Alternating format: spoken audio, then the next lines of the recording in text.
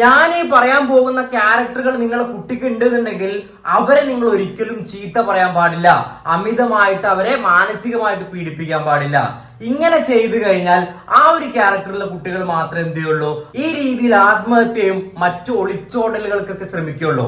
ഏതാണ് ആ ക്യാരക്ടേഴ്സ് എന്നല്ലേ? ഏറ്റവും ആദ്യം ഉൾവലിഞ്ഞു നിൽക്കുന്ന കുട്ടികൾ, ഇൻട്രോവേർട്ട് ആയിട്ടുള്ള കുട്ടികൾ, അവരുടെ സങ്കടങ്ങളോ മറ്റു കാര്യങ്ങളൊന്നും തന്റെ മാതാപിതാക്കളോട് ഷെയർ ചെയ്യില്ല. ഇനി നമ്മൾ അഥവാ അവരൊന്ന് ചീത്ത പറയുകയാണെന്നുണ്ടെങ്കിൽ അവർ നമ്മുടെ മുന്നിൽ നിന്നൊന്നും കരയില്ല. റൂമൊക്കെ ലോക്ക് ചെയ്ത് റൂമിന്റെ ഒരു കോർണറിൽ ഇരുന്ന് സ്വയം തേങ്ങിക്കൊണ്ടിരിക്കുന്ന ആളുകളാണ് അവര്. അവർ ഓപ്പൺ മൗത്തഡ് അല്ല, അവർ ഷെയർ ചെയ്യില്ല, അവർ അധികമായി സംസാരിക്കില്ല. അപ്പൊ ഈ രീതിയിലൊക്കെയാണ് നിങ്ങളുടെ കുട്ടിയുടെ ക്യാരക്ടർ നിങ്ങൾ ശ്രദ്ധിക്കണം. അത് നമ്മൾ ഹോമിയോപ്പതിയുടെ ഭാഷയിൽ സിഫിലിറ്റിക് മയാസം എന്ന് പറയും. ഇതുണ്ട് എന്നുണ്ടെങ്കിൽ അവരുടെ ഭാവി എന്ന് പറയുന്നത് എന്താണ്? ആത്മഹത്യയും ഈ രീതിയിൽ ഒളിച്ചോടലുമാണ്. നമ്മുടെ പ്രിയപ്പെട്ട എല്ലാ മാതാപിതാക്കൾക്കും